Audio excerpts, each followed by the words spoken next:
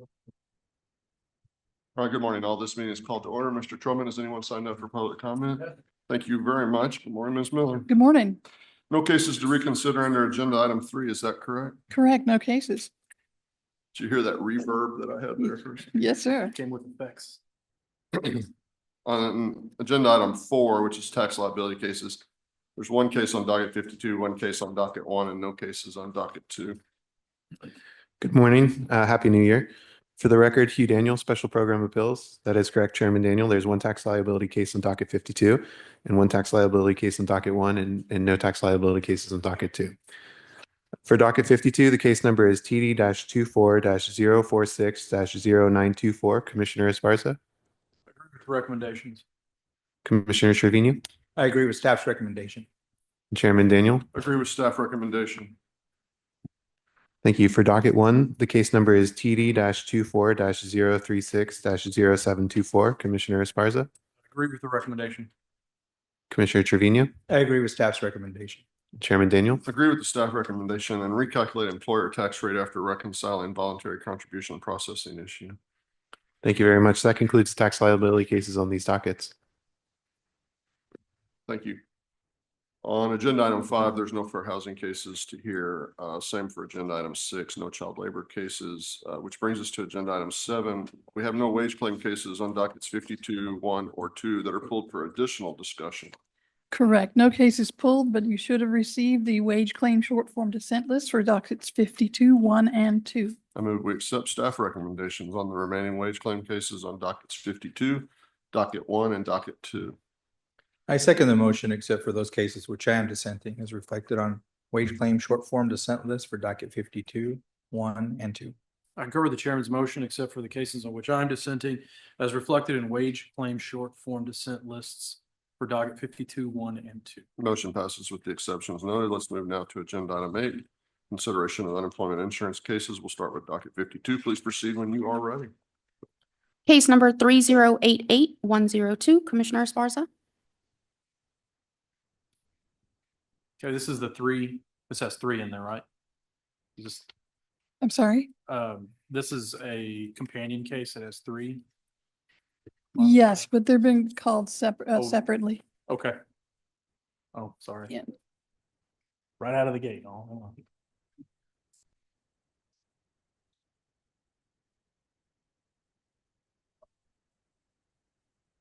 Sorry, I was trying to save us time. In these cases, in these 3 companion cases involving a late reopening request under Rule 16, a late appeal to the appeal tribunal, a late protest, and a chargeback ruling, the fact situation is essentially the same as the employer's witness testified. The employer's ability to deal in a timely manner with the chargeback notice and determination was greatly hampered by confusion over TWC information during the pandemic.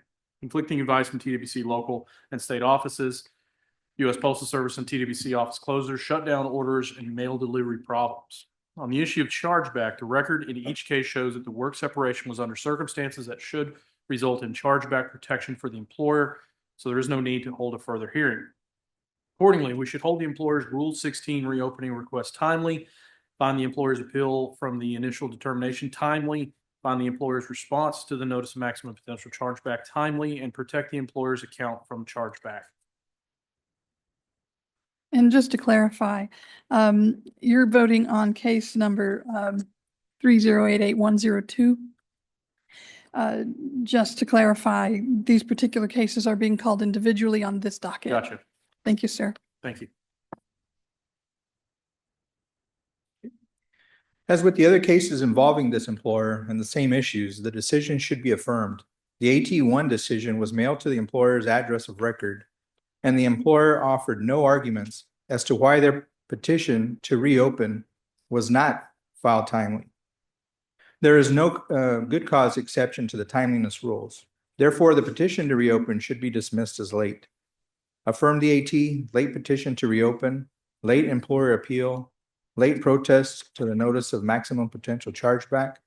Employer's account remains charged. Timely petition to reopen, good cause, timely appeal, resubmit. We have not yet achieved a majority vote. I'll agree with the chairman. Yes, sir. We will resubmit the case. Case number 3089589, Commissioner Esparza. In this case involving a late reopening request under Rule 16, a late appeal to the appeal tribunal, late protest, and a chargeback ruling, the fact situation is the same as the case before. As the employer's witness testified, the employer's ability to deal in a timely manner with the chargeback notice and determination was greatly hampered by confusion over TWC information during the pandemic, conflicting advice from TWC local and state offices, U.S. Postal Service, and TWC office closures, shutdown orders, and mail delivery problems. On the issue of chargeback, the record in each case shows work separation was under circumstances that should result in chargeback protection for the employer, so there's no need to hold a further hearing. Accordingly, we should hold the employer's Rule 16 reopening request timely, find the employer's appeal from the initial determination timely, find the employer's response to the notice of maximum potential chargeback timely, and protect the employer's account from chargeback. As in the previous cases involving this employer and the same issues, the decision should be affirmed and the petition to reopen should be dismissed as late. Affirm the AT, late petition to reopen, late employer appeal, late protest to the notice of maximum potential chargeback, employer's account remains charged. Timely petition to reopen, good cause, timely appeal, resubmit. I'll agree with the chairman. Thank you, sir. We will resubmit the case.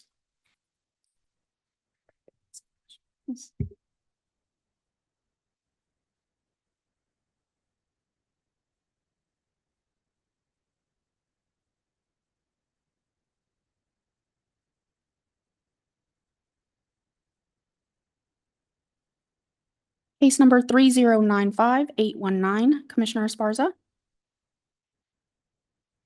3095819. Correct. This case involving a late reopening request under Rule 16, a late appeal in the appeal tribunal, late protest, and late chargeback ruling. Fact situation is essentially the same as the last two cases. As the employer's witness testified, the employer's ability to deal with the timely manner in the chargeback issue notice and determination was greatly hampered by confusion over TWC information during the pandemic, conflicting advice from TWC local and state offices, U.S. Postal Service, and TWC office closures, shutdown orders, and mail delivery problems. On the issue of chargeback, record in each case shows that the work separation was under circumstances that should result in a chargeback protection for the employer, so there is no need to hold a further hearing. Accordingly, we should hold the employer's Rule 16 reopening request timely, find the employer's appeal from the initial determination timely, find the employer's response to the notice of maximum potential chargeback timely, and protect the employer's account for chargeback. As in the previous cases involving this employer and the same issues, the decision should be affirmed and the petition to reopen should be dismissed as late. Affirm the AT, late petition to reopen, late employer appeal, late protest to the notice of maximum potential chargeback, employer's account remains charged. Timely petition to reopen, good cause, timely appeal, resubmit. I'll agree with Chair. Yes, sir. We'll resubmit the case. Case number 3577025, Commissioner Esparza. We should reverse the AT decision. The claimant was terminated for deleting files from the employer's computer system in violation of policy. Although the claimant alleged that her conduct was inconsequential due to her possible layoff, this reasoning is faulty. Claimant's policy violation was the final incident which precipitated her job separation and constituted work-connected misconduct. As such, we should reverse the AT decision. Misconduct, reimbursing employer not billed, adequate employee response. The decision is correct. The claimant was informed that her position was being eliminated and she was offered a severance package. However, prior to the effective date of the layoff, the employer discharged the claimant and alleged that she had deleted company files from her computer after she was informed of her layoff. The claimant provided credible firsthand testimony denying the employer's allegations and testified that the only files that she deleted were personal documents. The employer presented no evidence of any policy that would place the claimant on notice that her actions could lead to a discharge. Therefore, the claimant was separated for reasons other than misconduct connected with the work. Affirm the AT, no misconduct, bill reimbursing employer. No misconduct, bill reimbursing employer. Short call to set. Yes, sir. Case number 3628123, Commissioner Esparza. Ask that the commission grant a rehearing in this case. The claimant was discharged due to an altercation he had with an employee. The employer provided still images of the altercation, but they are of poor quality, which makes it difficult to discern what the images are depicting. It's appealed to the commission. The employer has offered to provide the full video for review. Since the video is of the final incident, it is directly germane to the case. As such, we should rehear to allow the employer to submit this video as evidence. Rehear. The AT decision is fully supportable. The employer discharged the claimant after he was involved in a physical altercation with the coworker. The claimant and the coworker both testified that the coworker initiated the physical altercation and that the claimant only made physical contact in order to defend himself, and that he used restraint in doing so. The employer did not present any firsthand evidence to support its contention that the claimant was the aggressor. Additionally, only the claimant was discharged for the altercation, which shows that the employer was not equally enforcing their zero tolerance policy. Therefore, the employer did not meet its burden of proving that the claimant was discharged for misconduct connected with the work. Affirm the AT, no misconduct, chargeback. Rehear. We'll rehear the case.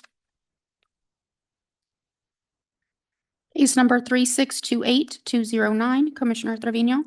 The AT decision should be modified. First, the claimant's appeal should be deemed timely because she credibly testified that she never received the 12/20/22 determination in the mail. As to the ability issue, the claimant provided clear testimony and evidence showing that she was released to return to work without restrictions on Monday, January 9th of 2023, and that she did return to work on that same day. Therefore, the ability and eligibility should be closed as of Saturday, January 7th of 2023. Modify the AT, timely claimant appeal, claimant unable to work from 12/4 of 2022 to 1/7 of 2023, claimant able to work beginning 1/8 of 2023. We should modify the AT decision. First, I don't contest the timeliness of the claimant's appeal. Concerning the merits, the claimant first informed TWC about her availability to work on July 31st of 2023. Then she submitted a medical release. When she submitted a medical release on July 31st, 2023. Since the claimant's ineligibility should close upon her informing TWC that she was able to work without restrictions, we should modify the AT decision. Timely claimant appeal, ability, not eligible from December 4th, 2022 through July 29th, 2023. Timely appeal, claimant not able to work December 4, 2022 through January 7, 2023. Short form of sentence. Yes, sir. Case number 3644012, Commissioner Trevino. The AT decision is not supportable. The claimant was discharged for insubordination. The claimant provided credible testimony that she was merely requesting clarification on the specific job responsibilities of her position. The claimant denied the employer's allegation that she refused to complete the task or help out when needed. An employee asking reasonable questions to clarify changes in their assigned job responsibilities does not constitute insubordination, and the claimant was discharged for reasons other than misconduct. Reverse the AT, no misconduct, no overpayment, void chargeback.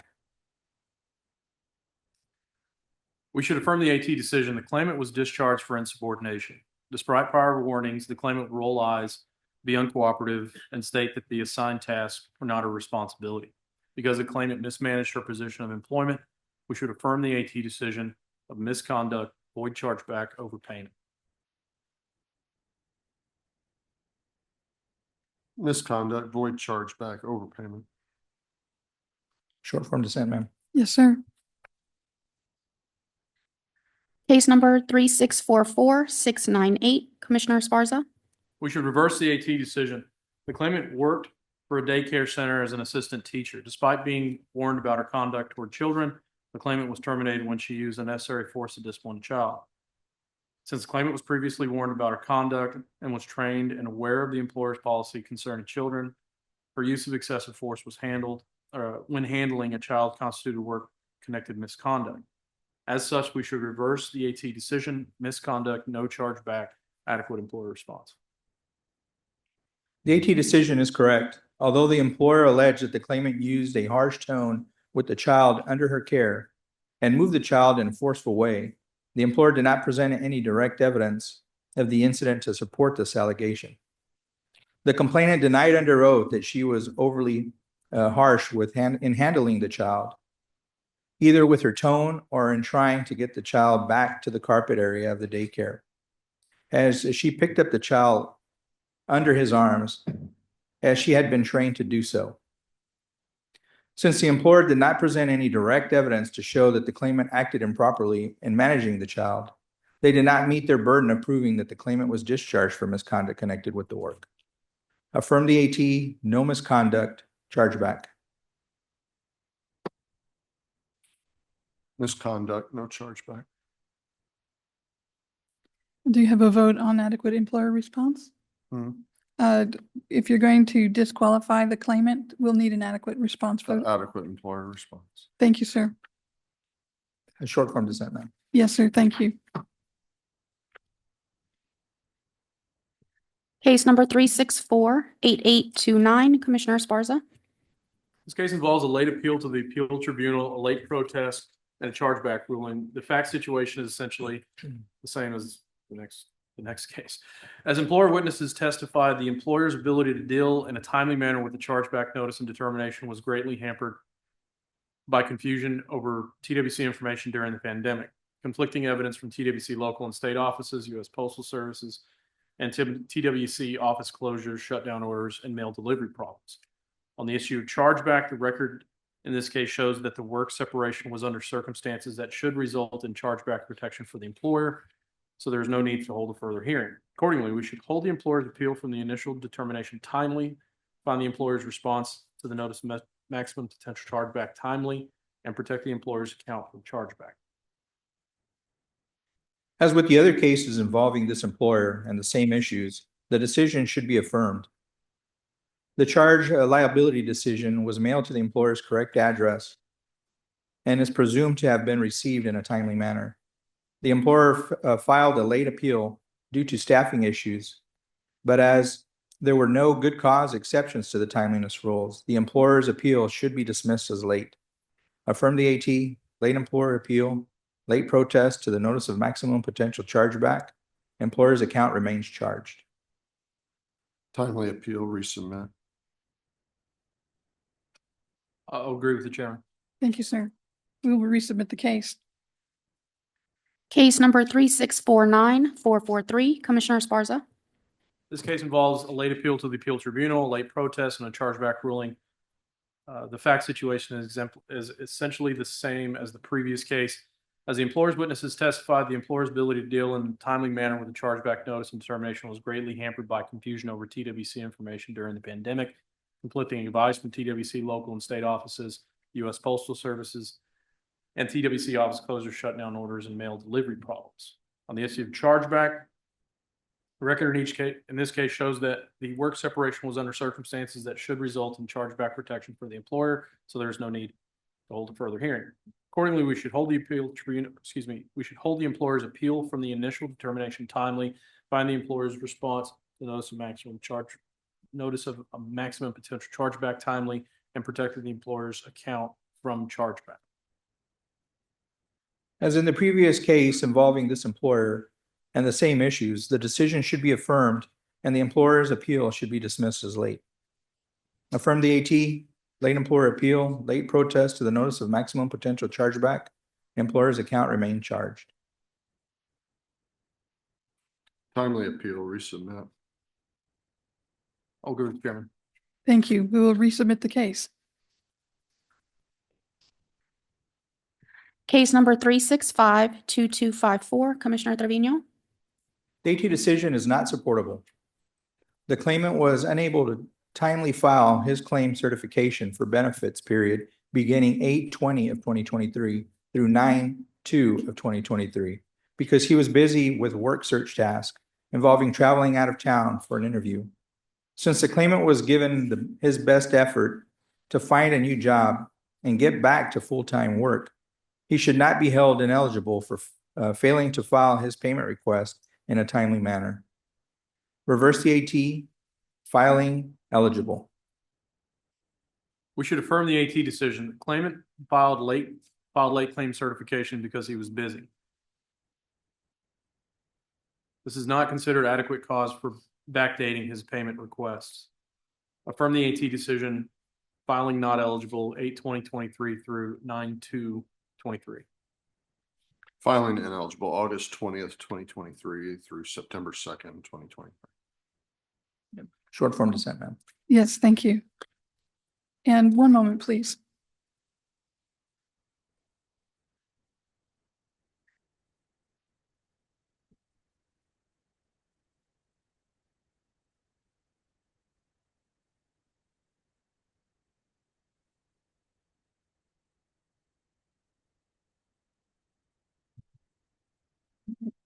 I'd like to seek some clarification on the sixth case, which is 3628209. 3628209. In this case, the majority vote was timely appeal. That was unanimous. Unanimous that the ineligibility begins on December 4th, 2022. But I'd like to clarify the closure date. Commissioner Trevino, you said January 7th? Correct. And is that your vote as well, Mr. Yeah, Cameron? January 7th, yes. Thank you. And then your vote was not January 7th? It was July 29th. Yes, sir. Thank you for the clarification. Correct. And that completes the pulled cases for docket 52. You should have received the UI short form dissent list for docket 52. Move we accept staff recommendations on the remaining UI cases on docket 52. I second the motion except for those cases which I am dissenting, as reflected on UI short form dissent list for docket 52. I concur with the chairman's motion, except for the cases in which I am dissenting, as reflected in UI short form dissent list for docket 52. Motion passes with the exceptions noted. Thank you. Proceeding to docket 1. The following cases will be called as a group.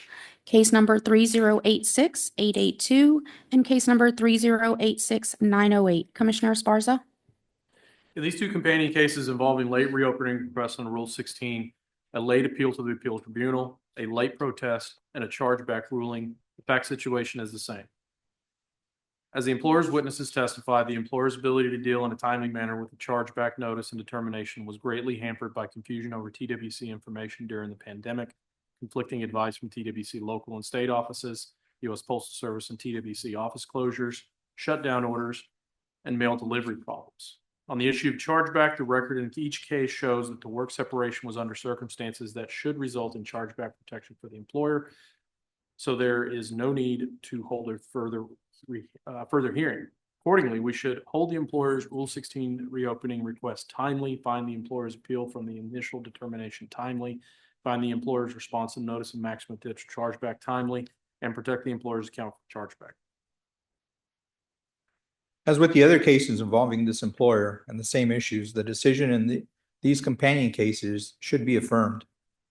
The AT1 decisions were mailed to the employer's address of record, and the employer offered no arguments as to why they filed late petitions to reopen at the time other than staffing issues caused by the pandemic. There is no good cause exception to the timeliness rules. Therefore, the petition to reopen should be dismissed as late. Affirm the AT, late petition to reopen, late employer appeal, late protest to the notice of maximum potential chargeback, employer's account remains charged. Timely petition to reopen, good cause, timely appeal, resubmit. I'll agree with the chairman. Thank you, sir. We'll resubmit the cases.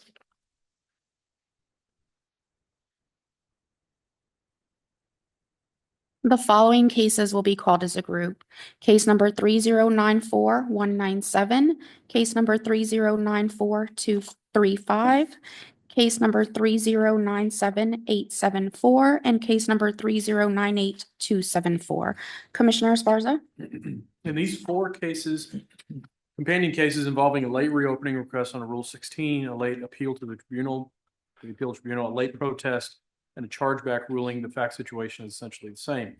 As the employer's witness testified, the employer's ability to deal in a timely manner with the chargeback notice and the determination was greatly hampered by the confusion over TWC information during the pandemic, conflicting advice from TWC local and state offices, U.S. Postal Service and TWC office closures, shutdown orders, and mail delivery problems. On the issue of chargeback, the record in each case shows that the work separation was under circumstances that should result in chargeback protection for the employer, so there's no need to hold a further hearing. Accordingly, we should hold the employer's Rule 16 reopening request timely, find the employer's appeal from the initial determination timely, find the employer's response to the notice of maximum potential chargeback timely, and protecting the employer's account from chargeback. As with the prior group of companion cases involving this employer and the same issues, the decision in these companion cases should be affirmed. The AT1 decisions were mailed to the employer's address of record, and the employer offered no arguments as to why they filed late petitions to reopen at the time, other than staffing issues caused by the pandemic. There is no good cause exceptions to the timeliness rules. Therefore, the petitions to reopen should be dismissed as late. Affirm the AT, late petition to reopen, late employer appeal, late protest to the notice of maximum potential chargeback, employer's account remains charged. Timely petition to reopen, good cause, timely appeal, resubmit. Order adjourned. Thank you, sir. We'll resubmit these cases.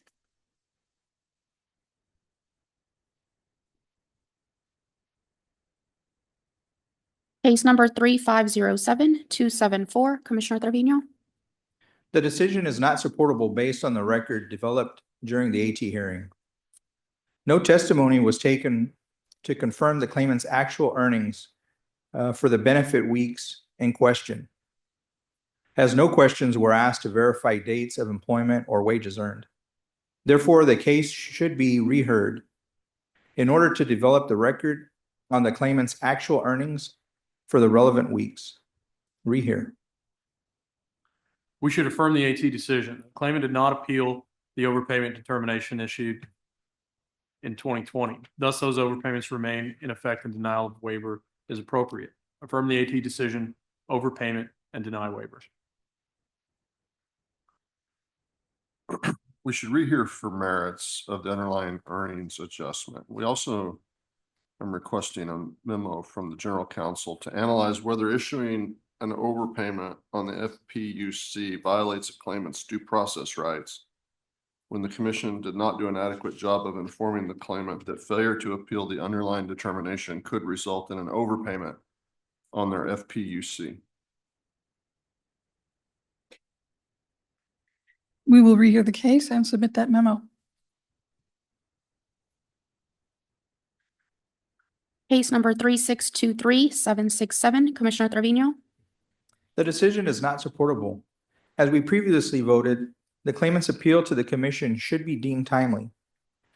Regarding the claimant's appeal, AT appeal, the determinations in this case were issued to the complainant in the months following the beginning of the COVID-19 pandemic, and the claimant had returned to work during that appeal period. The claimant was confused about the appeal process and believed that her call to the commission would suffice as an appeal. The claimant should not have or should have been informed by the commission representative that she spoke with that she needed to file an appeal in writing, and given the circumstances, the failure of the representative to inform the claimant of this requirement constitutes commission misinformation. Therefore, the claimant's appeal should be deemed timely and the case should be resubmitted for merits testimony. Deem the claimant's CA appeal timely. Deem claimant's AT appeal timely. Resubmit. We should affirm the AT decision. Regarding timeliness of the claimant's appeal to the commission, we voted on a previous document that the appeal was timely. As to the timeliness of the claimant's appeal of the initial determinations, the claimant opened the determinations on the day they were issued. Yet she filed her appeal 3 years later. Moreover, in her most recent appeal, she stated that she was not trying to appeal the 2020 determinations. Because the claimant's appeal is late, we do not have jurisdiction to consider the underlying determinations. Accordingly, we should find the claimant's appeal to the commission timely and affirm the AT decision, late claimant appeal, voluntary leaving overpayment. Deem the commission appeal timely. There was a timely AT appeal, resubmit for merits, and a section 207.045 G1 suitable work analysis.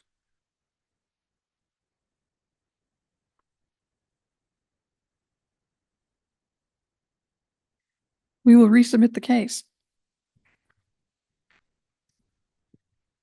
Case number 3641495, Commissioner Esparza. The AT decision should be affirmed. Claimant was fired for violating the employer's policy about ringing up items before serving them to patrons. The claimant testified that she did ring up the items in question, but to the incorrect table. However, in fact-finding statement, the claimant said that she took it, with it presumably being the food items, to the guest before ringing it in. The inconsistency cast doubt on the claimant's credibility, and as a result, the employer's testimony and evidence should be given greater weight. Moreover, the employer's policy was acknowledged by the claimant and stated that termination could result from violating such policy. And as such, the claimant's action constituted work-connected misconduct. We should therefore affirm the AT decision, misconduct, no chargeback. The AT decision is not correct. The employer discharged the claimant for failing to ring up a customer's order properly. The employer was unable to provide any firsthand testimony about the final incident. The claimant provided credible testimony that she mistakenly rang up the food order to the wrong table and that it was an unintentional on her end.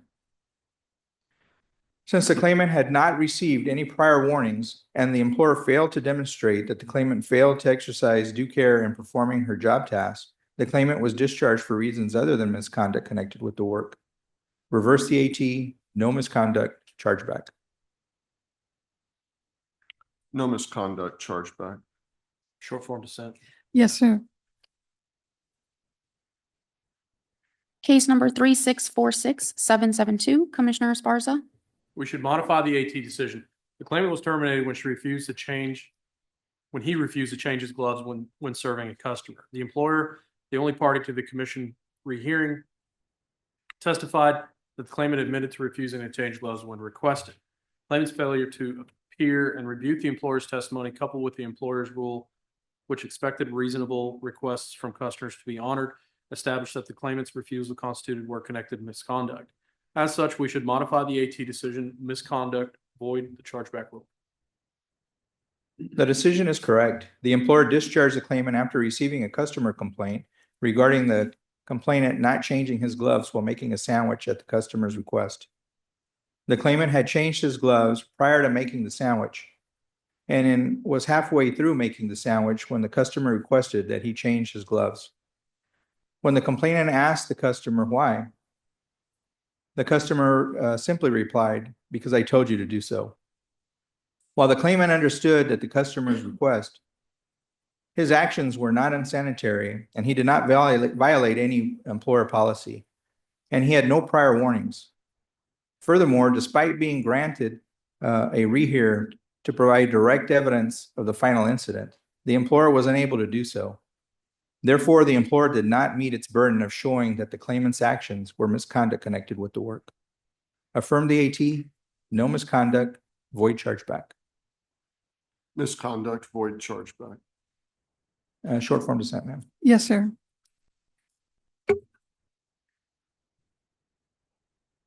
Case number 3653399, Commissioner Esparza. The commission should grant a rehearing in this case. One of the employer's witnesses, identified as former HR manager, testified that the claimant admitted to drug use during the reading of the test results. Another of the employer's witnesses, identified as a general manager, appears to have been in the same room or area when the former HR manager showed the test results to the claimant. However, this witness was never asked, nor did she address whether the claimant said anything after seeing the positive drug test results.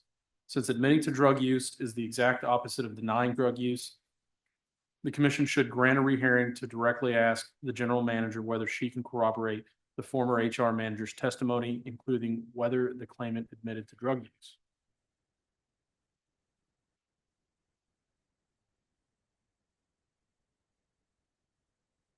Okay.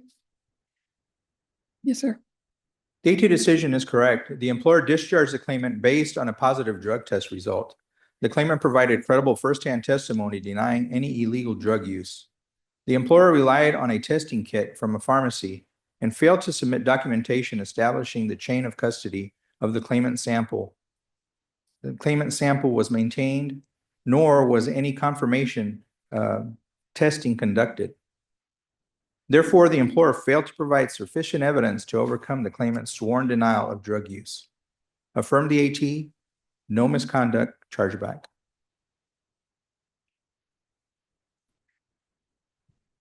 The employer did fail to carry their burden of proof for misconduct based on the use of an at-home drug test. No misconduct, chargeback.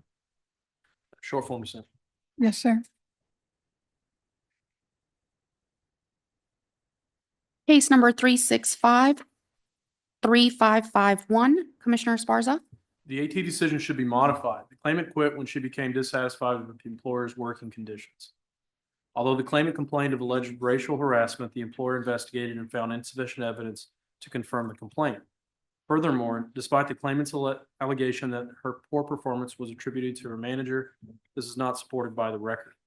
The claimant was placed on a performance improvement plan due to her performance deficiencies.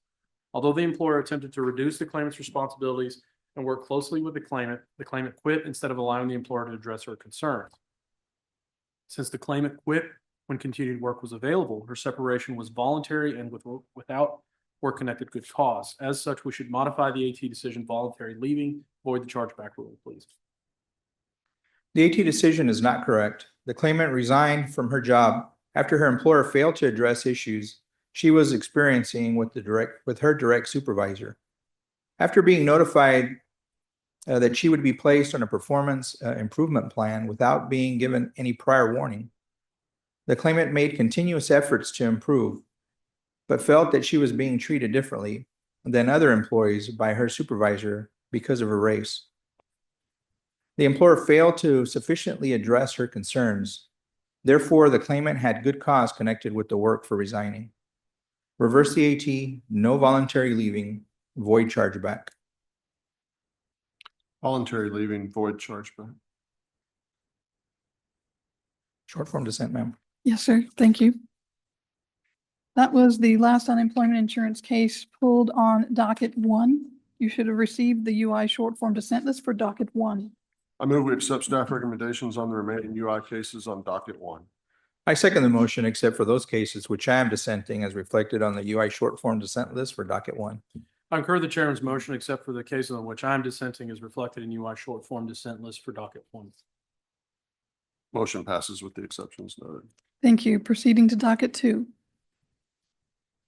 Case number 3089331, Commissioner Esparza. In this case involving a late reopening request under Rule 16, a late appeal to the appeal tribunal, a late protest, and a chargeback ruling, the fact situation is exactly the same as in the other recent cases involving this employer. As the employer's statement throughout the claim and appeal process established, the employer's ability to deal in a timely manner with the chargeback notice and determination was greatly hampered by confusion over TWC information during the pandemic, conflicting advice from TWC local and state offices, U.S. Postal Services, and TWC office closures, shutdown orders, and mail delivery problems. On the issue of chargeback, the record shows that the work separation was under circumstances that should result in chargeback protection for the employer, i.e. the claimant quit without notice, so there is no need to hold a further hearing. Accordingly, we should hold the employer's Rule 16 reopening request timely, find the employer's appeal from the initial determination timely, find the employer's response to the notice of maximum potential chargeback timely, and protect the employer's account from chargeback. As with the other cases involving this employer and the same issues, the decision should be affirmed. The AT1 decision was mailed to the employer's address of record, and the employer offered no arguments as to why they failed or filed a late petition to reopen at that time. There is no good cause exception to the timeliness rules. Therefore, the petition to reopen should be dismissed as late. affirm the AT, late petition to reopen, late employer appeal, late protest to the notice of maximum potential chargeback, employer's account remains charged. Timely petition to reopen, good cause, timely appeal, resubmit. I'll agree with the chairman. Yes, sir. Thank you. We'll resubmit the case. Case number 3097-861, Commissioner Esparza. In this case involving a late reopening request under Rule 16, a late appeal to the appeal tribunal, a late protest, and a late chargeback ruling. Fact situation essentially the same as in the other recent cases involving this employer. As the employer's witnesses testified, the employer's ability to deal in a timely manner with the chargeback notice and determination was greatly hampered by confusion over TWC information during the pandemic, conflicting advice from TWC local and state offices, U.S. Postal Services, and TWC office closures, shutdown orders, and mail delivery problems. On the issue of chargeback, the record unfortunately does not show why the claimant stopped working for the employer, so we need to hold a further hearing. Accordingly, we should hold the employer's Rule 16 request timely, find the employer's appeal from the initial determination timely, find the employer's response to the notice of maximum potential chargeback timely, and hold a rehearing on the chargeback issue. As in the prior case, the decision should be affirmed. The employer failed to file a timely petition to reopen. And as there is no good cause exceptions to the timeliness rules, their petition should be dismissed as late. Affirm the AT, late petition to reopen, late employer appeal, late protest to the notice of maximum potential chargeback, employer's account remains charged. Timely petition to reopen, good cause, timely appeal, resubmit. I'll agree with the chairman. Yes, sir. Thank you. We'll resubmit the case. Case number 3586468, Commissioner Trevino. The AT decision is not supportable. The claimant was out of claim status for over 2 months at the time the determination was sent to her electronic correspondence inbox. This delay should be considered commission misinformation sufficient to deem the claimant's appeal timely. Modify the AT, timely claimant appeal, resubmit. We should affirm the appeal tribunal decision. Although the claimant was notified of the initial determination via electronic correspondence, the claimant's appeal was filed well after the appeal deadline.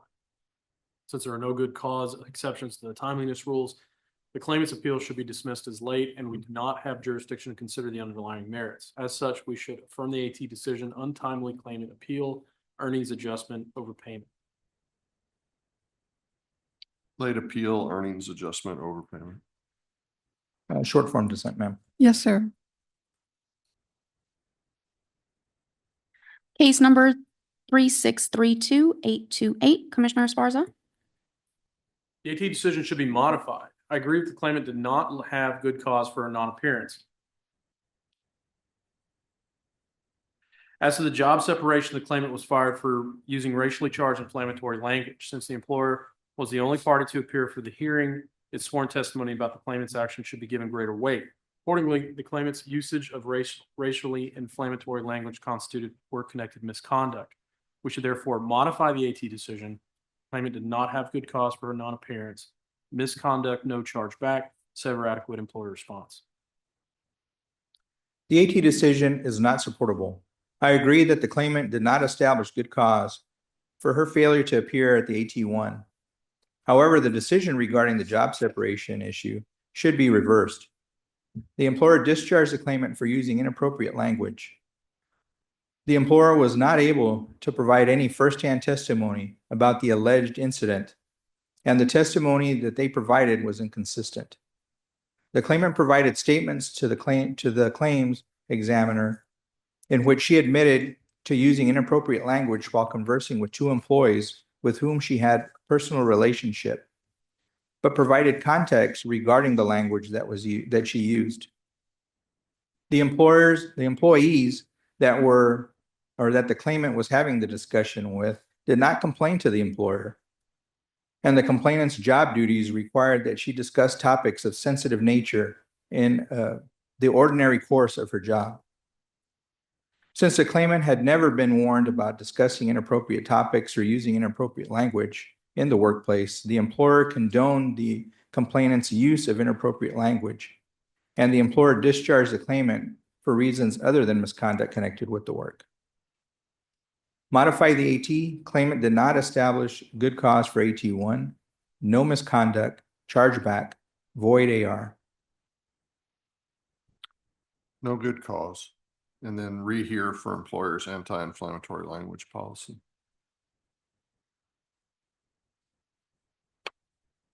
We have not yet achieved a majority vote.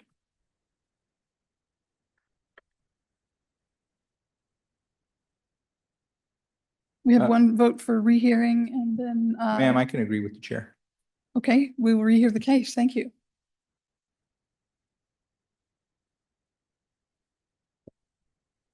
Case number 364446, Commissioner Esparza. We should modify the AT decision. First, I don't dispute that the claimant filed a timely appeal. Regarding merits, the claimant's alleged he quit due to a medical condition and lack of accommodation from the employer. However, the evidence established that the employer had provided the claimant with FMLA paperwork and was attempting to work with the claimant's accommodation request when he quit. In addition, the claimant's medical provider did not advise the claimant to leave his job. Thus, because the claimant quit without providing the employer any medical documentation or a reasonable opportunity to address his concerns, the claimant quit without work-connected good cause. Modify the AT decision, timely claim and appeal, voluntary leaving, no chargeback. The decision should be modified regarding the timeliness of the claimant's appeal. The claimant filed a timely appeal on 8/10/23.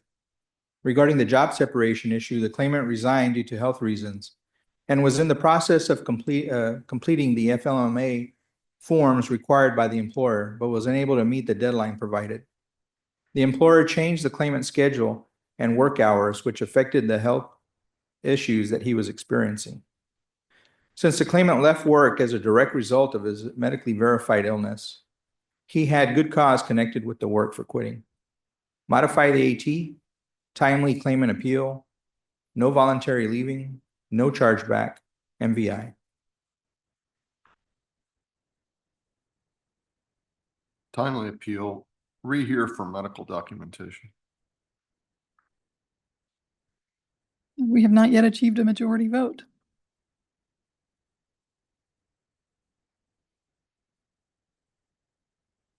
Ma'am, I'll go ahead and agree with the chair. Thank you. Yes. We'll rehear the case, sir. Case number 3659475, Commissioner Trevino. The decision is not correct. The employer discharged the claimant for discussing salary discrepancies with other employees. Discussions of salary discrepancies between employees is not misconduct. The claimant testified that the conversations discussing salary were initiated by others and that she denied the employer's allegations that she encouraged anyone to consider other employment opportunities. The employer did not establish that the claimant mismanaged her position or engaged in any improper behavior that would subject her to an immediate termination from her employment.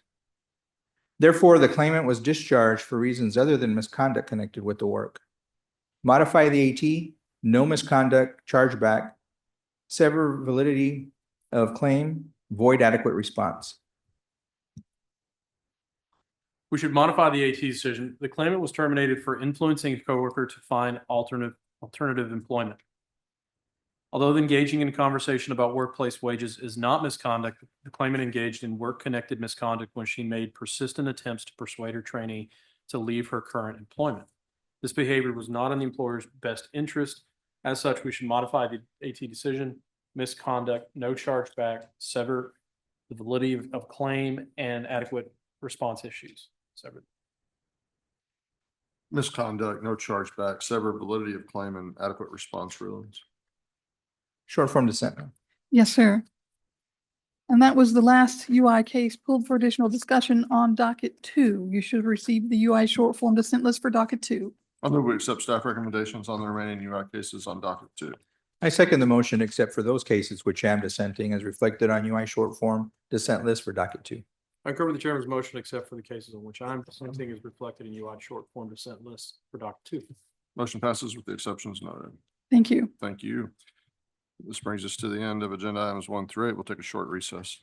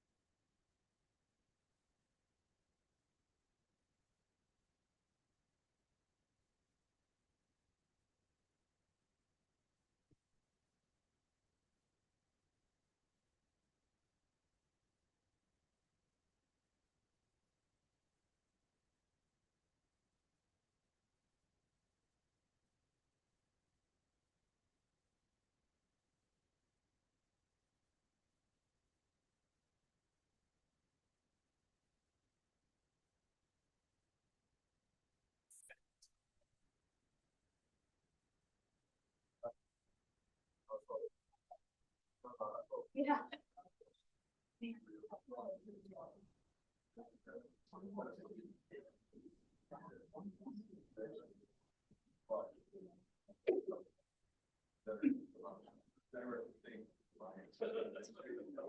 January 17th, we have boys.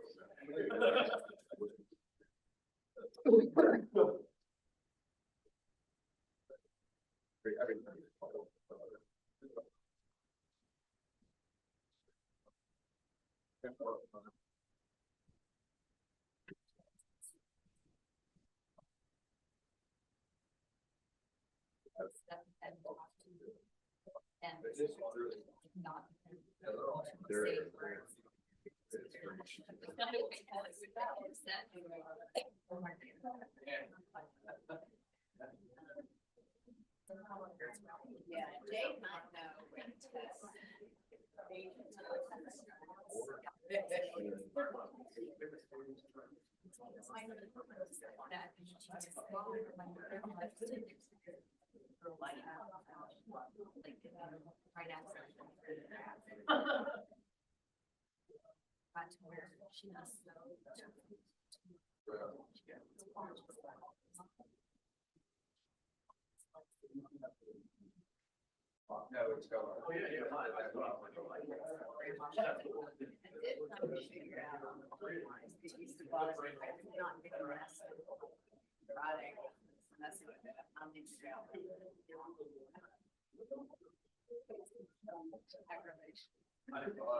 down, not up.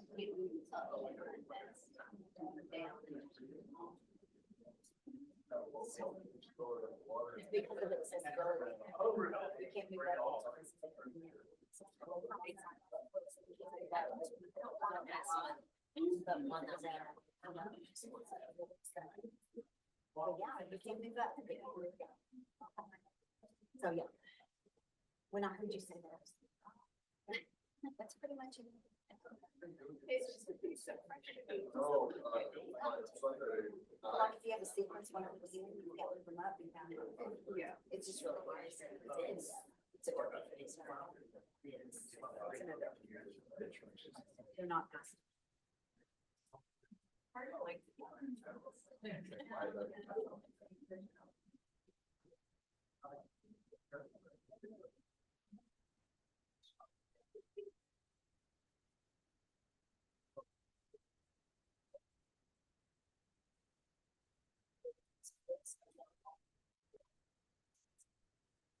Yeah, figured out why.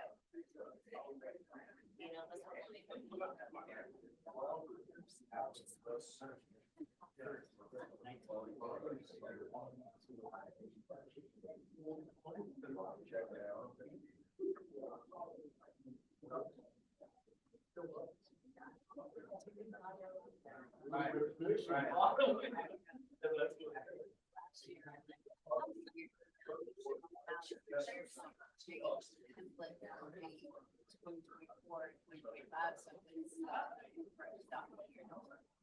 don't remember what she did. I remember us doing it because every time we get it right, I need to go find the previous year and change the year. And she changed it. We called 2025 or 2024, 2023, but I don't remember what she did. Show me where it is because I figured out.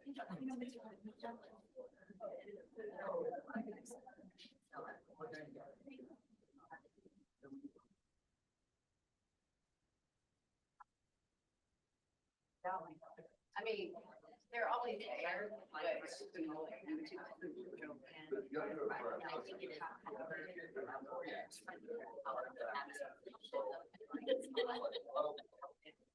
Everyone in that play. Yes.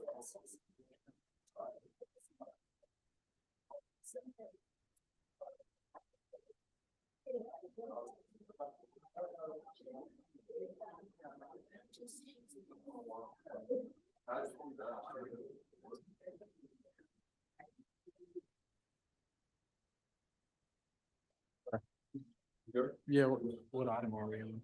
What item are we on? Okay. All right, we're back. This is agenda item 9, submission of fiscal year 2025 civilian workforce composition, hiring practices and EEO report.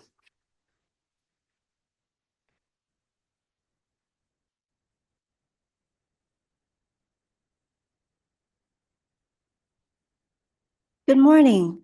Good morning, Executive Director Ed Serta. Good morning, Commissioner Esparza, Commissioner Trevino, and Chairman Daniel. My name is Kathy, Civil Rights Division.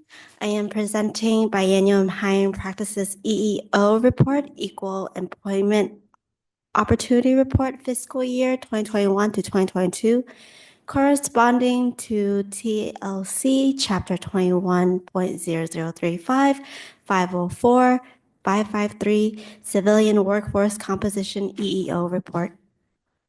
This is mostly the same data that was approved last year. The division is wanting to get all our reports timely produced, and due to so much of our data coming from organization outside our agency, the comptroller and the Texas demographer, the data requested won't be received until well after the legislative session starts. This year, we have been attempting to get the necessary lead time to ensure data accuracy and ensure timely delivers before the next legislative session starts. I am happy to take any questions you may have. Thank you. Any comments or questions? None here other than Kathy, thank you. And is this your first time presenting before the commission? Yes, it is. Thank you. Well, you did a good job. Thank you. Happy New Year. Happy New Year. No Thank questions. you all. Thank you, Kevin. I have some questions. You got away too soon. So this is 3 reports that have been combined into one. Yes. Yes, Yes, it it's is. three statutory citations that have been combined into one report. And each of those statutory reporting requirements have a different due date. 2 of them, the due date was January 1st. This is January 7th. So we're already late on 2 of the 3 reports. That's a problem. The other due date is the 5th day of the legislative session, what does legislature start, Mr. Serna? The 14th. So the 19th would be, so we're still on time for that one. So we're starting off the year with 2 of our reports already late. In that statute, all 3 statutes, one of them says it gives the commission the explicit authority and more or less the latitude to make statutory recommendations to the legislature. If there is a data problem, if we're having a hard time getting data, we should have made a recommendation in this report to the legislature that we look at these statutory deadlines for when this data is due and when this is reporting is due.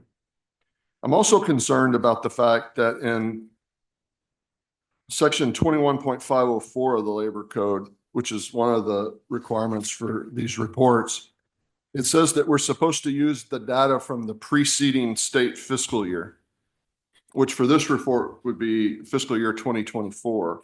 But the only data I see in the entire report is from 2021 and 2022. If we're waiting on data, I mean, we should at least have 2023. We're supposed to be reporting on 2024. So I don't think statutorily we're even reporting on the correct data. If that's part of the data issue, then we really need to make a legislative recommendation so that we can adjust the calendar so that we can catch up to this. There are measures in the statute for agencies that don't comply with sending us the information on time. There are ways for us to work with the comptroller to do that. It is impossible, I think, for us to, in good faith, enforce those when we're not on time ourselves with our reporting. This is the 2nd year we've been late with these reports. Mr. Serna, we can't really continue to be late with these reports. We've got to put some measures in place. We either need to make some sort of legislative request. We're already late with 2 of them. We can just be later. I think we can make our 19th deadline if we can't because we don't have a commission meeting next week. So we need to figure out what it is that's wrong with, if it's a data problem, I don't understand why we haven't solved it yet. Right. If it's a you know, if the agencies aren't complying, I think there's some ways we can work with them. I think, I wish I understood the issue, but I can't understand. I could understand if we had had this conversation at our last meeting in December and we asked for changes and the reports were late because this commission decided that we wanted it to be right rather than on time, but we're not even taking this up for consideration until after 2/3 of the reports are already late. Right.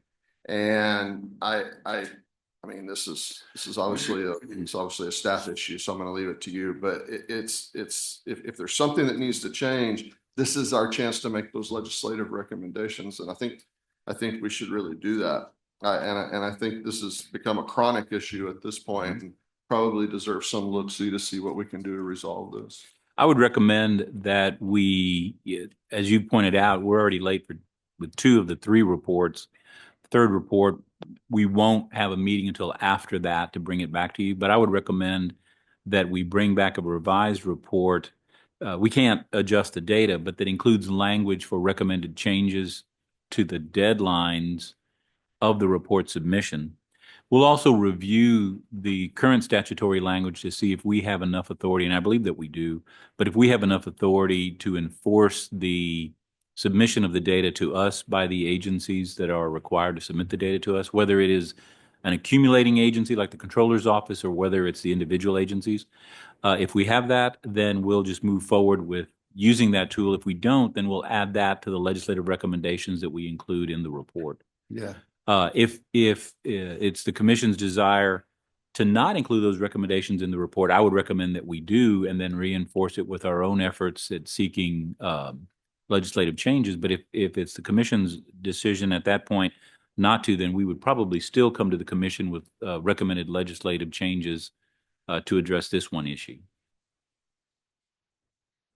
Excellent points. Commissioners, it would appear then that our decision point today is to either approve this and let it go forward, or to make a change to this to put a legislative recommendation in to adjust the timing, which appears to be an issue for us.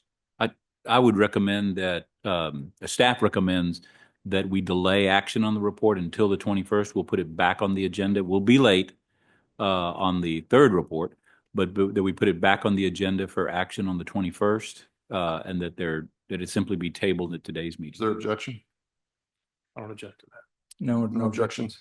We'll do as you've advised. I would also ask when it comes back, perhaps some explanation as to why we're not doing the We will current provide that as fiscal well. year data. Yeah. We'll provide that as well. All right.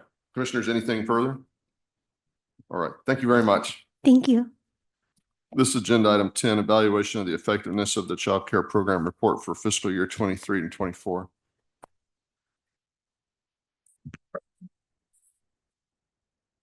Good morning, Commissioners. Mr. Cerna. For the record, Allison Wilson with the Child Care and Early Learning Division. Texas Labor Code requires TWC to evaluate the effectiveness of the Commission's child care program. TWC must report the results of the evaluation to the legislature no later than January 15th of each odd-numbered year. The report includes information on employment and wage outcomes for parents who receive subsidized child care, the reach and impact of the Texas Rising Star program, and collaborative interagency efforts to improve child care and early learning across Texas.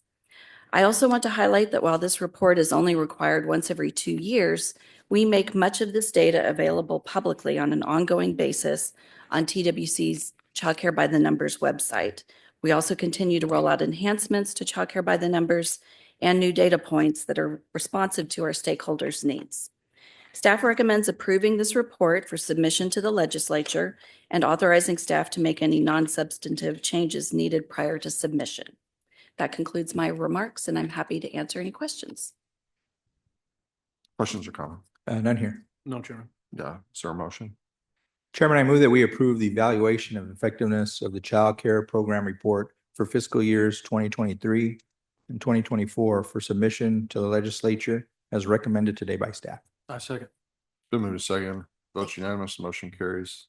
To agenda item 11, board nominees.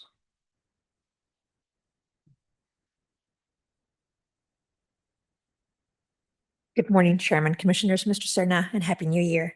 For the record, Patricia Martinez, Workforce Development Division. Today for your consideration, we have Workforce Board nominations for Workforce Solutions Concho Valley, East Texas, Heart of Texas, Coastal Bend, and Southeast Texas. Staff recommends approval on the presented nominees, and I'm here to answer any questions you may have. Any comments or questions? None here. No. Is there a motion?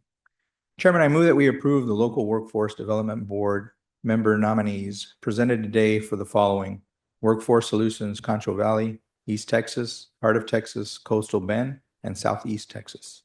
A second. Do a second. Vote unanimous and the motion carries. Thank you. Is there an executive director's report? I do have a very brief one, information to share with the commission. First off, I want to let you know that effective yesterday, Tammy Martin is the Director of Vocational Rehabilitation. Tammy completed what I believe to be a relatively arduous interview process of 2 rounds of interviews with 6 people. But she succeeds Cheryl. I also want to commend Scott for doing a great job 2 months as the interim, including during our conference.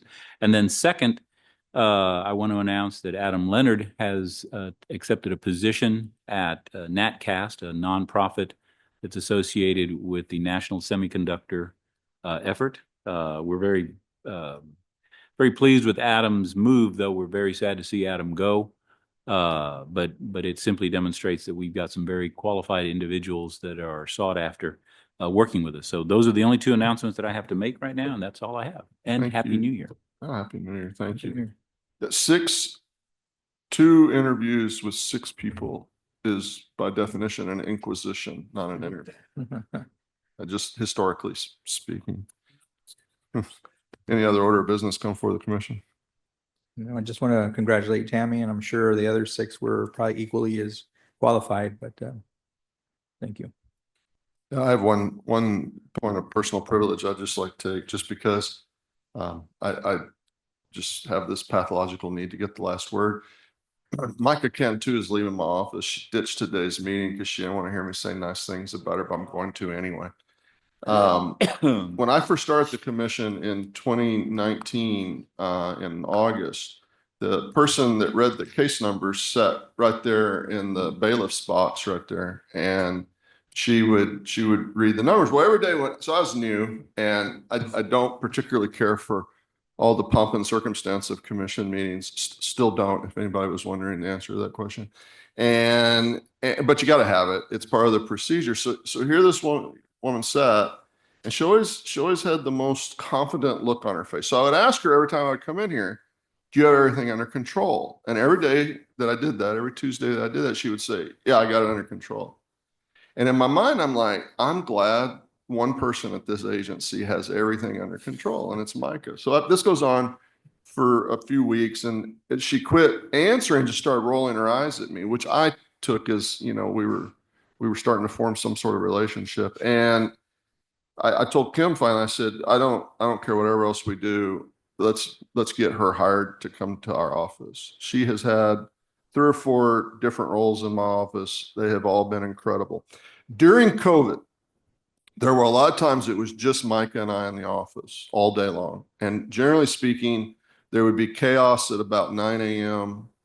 With Ed and Randy were complicit. We were all there. And then we would have to wait all day for something to happen. And then the answer to all that would come at 5 or 6 that evening. So the middle of the day was just playing hurry up and wait with somebody, usually Washington, sometimes here, just depending on what was going on.